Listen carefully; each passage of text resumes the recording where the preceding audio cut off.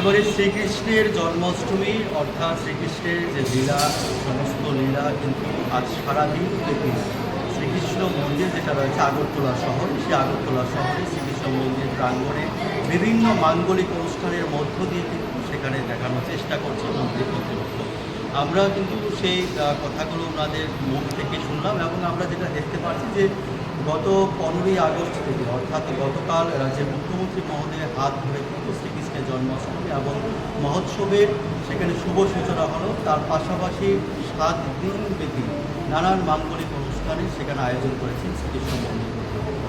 এবছর কিন্তু 74তম বর্ষে সেখানে পদার্পণ করেছে এবং শ্রীকৃষ্ণের জন্মাষ্টমী উপলক্ষে কিন্তু সেখানে কচি যারা শিশু রয়েছে, কচি গাছা শিশুরা কিন্তু সেখানে বাল্যকৃষ্ণ বা কৃষ্ণের সে বাল্যরূপ তারা সেজে সেখানটা উপস্থিত হবে। প্রতি বছরে নেই, এবছরও সন্ধে নাগাদ সেখানটা উপস্থিত হবে এবং সে জায়গায় দাঁড়িয়ে আগরতলা শহর সহ সারা রাজ্যের যারা কৃষ্ণ ভক্ত রয়েছে প্রত্যেকেই কিন্তু এই কৃষ্ণের জন্মাষ্টমীকে পালন করবার উদ্দেশ্যে এবং কৃষ্ণের জন্মাষ্টমীকে উপভোগ করবার উদ্দেশ্যে আগরতলা একেবারে প্রাণকেন্দ্র আমরা বলতে পারি, আগরতলা প্রাণকেন্দ্রে শ্রীকৃষ্ণ মন্দির প্রাঙ্গণে সেখানটা উপস্থিত হয়। অন্যান্য বছরে নেই, এবছরও শ্রীকৃষ্ণ মন্দির কর্তৃপক্ষ তাদের 74তম বর্ষে পদার্পণ করেছে ইতিমধ্যে যেটা জানা যায় এবং রাজ্য প্রশাসন, রাজ্যের সাধারণ জনগণ, আগরতলা শহরবাসী এবং কৃষ্ণ ভক্ত প্রত্যেকের কাছ থেকে আপনারা ব্যাপক সাড়া পাচ্ছেন। অন্যান্য বছরে নেই, এবছরও নানান মাঙ্গলিক অনুষ্ঠান করবে। আমার পেছনটা যেটা আপনারা দেখতে পাচ্ছেন সেখানটায় কিন্তু একেবারে অন্যান্য দিনের মতো আজও সেখানে পত্রিকা সেখানে ভাগ হবে, মাঙ্গলিক অনুষ্ঠান হবে, ভক্তিমূলক অনুষ্ঠানের ভক্তিমূলক গানের সেখানে সঙ্গীত অনুষ্ঠান হবে। সেই জায়গায় সারাদিন ব্যাপী শ্রীকৃষ্ণকে নিয়ে মাতোয়ারা হয়ে থাকে কৃষ্ণ ভক্তরা। ক্যামেরা সুনন্দার সাথে আমি উত্তম, আপনারা দেখছেন প্রতিবাদ।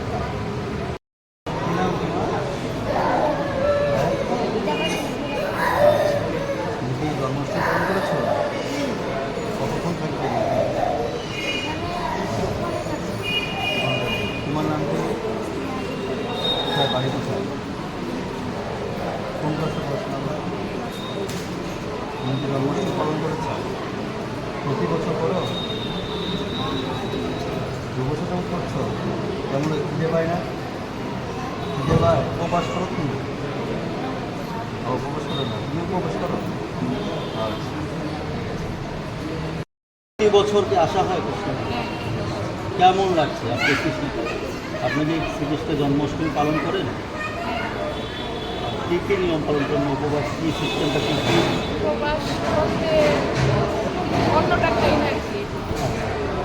কতক্ষণ কি খাবেন? আচ্ছা, কখন থেকে শুরু হয়েছে জন্মাষ্টমী থেকে? কবে? 15 আগস্ট না?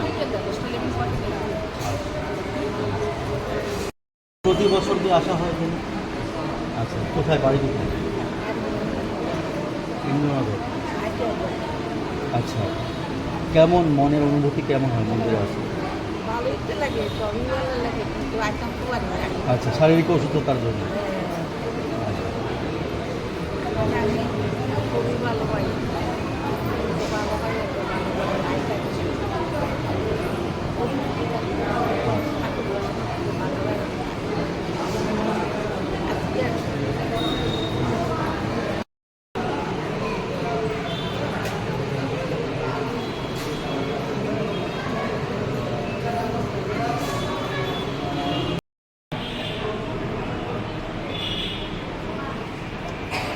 যাবে না? যাবে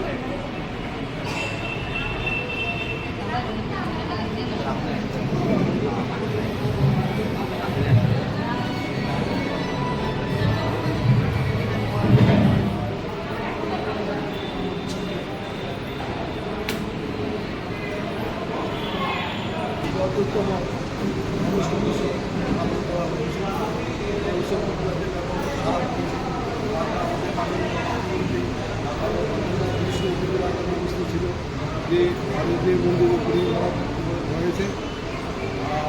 আমাদের 20 তারিখে প্রোগ্রাম চলবে। 20 তারিখে আমাদের এই সমাপ্তি অনুষ্ঠানে মুখ্য অতিথি হিসেবে কেউ থাকবেন? না, সমাপ্তি অনুষ্ঠানে মুখ্য অতিথি হিসেবে আমাদের উদ্বোধনের সময় আমাদের CM professor doctor Manik Saha, mayor শরীফ মজুমদার, আমাদের কাউন্সিলর রত্নাব মহোদয়া,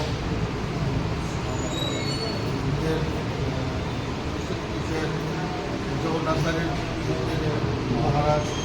আচ্ছা, এই যে 7 দিন ব্যাপী অনুষ্ঠানগুলো চলবে, কী ধরনের অনুষ্ঠান চলবে? আমাদের প্রত্যেক দিনই সাংস্কৃতিক অনুষ্ঠান আছে। সন্ধ্যা 7টা থেকে আমাদের সাংস্কৃতিক অনুষ্ঠান, সারাদিন ব্যাপী আমাদের মেলা এবং ভক্তরা সারাদিন আপনার নাম? আমার নাম দেবেন্দ্র ঘোষ, আমি উত্তর জেলার মহাসভা। আপনার নাম? আপনার কাছে জানতে চাইবো আজকের দিনে কি কি মাঙ্গলিক অনুষ্ঠান রয়েছে? আজকে তো আমাদের এখানে প্রবাস রবীন্দ্রনাথ ঠাকুর এখানে আজকে রাত্রিবেলা কি অনুষ্ঠান রয়েছে? আপনি হয়তো প্রধান পূজা করে আমাদের এখানে বক্তা থাকবেন বলে আমাদের একটা রেলি রয়েছে, এটা হবে ভাগবত পাঠ বা পাঠ প্রতিদিন বক্তব্য গান অনুষ্ঠান আছে। সন্ধ্যার পর আজকে আছে একটা অনুষ্ঠান, কেমন সারা পাচ্ছেন কেমন? প্রচুর সমাগম হচ্ছে এখানে। হ্যাঁ, প্রচুর সমাগম হচ্ছে, কালকে সাথে অনুষ্ঠান ভালো অনুষ্ঠান হচ্ছে, আজকেও আছে অনুষ্ঠান। প্রশাসন থেকে সাহায্য করছে।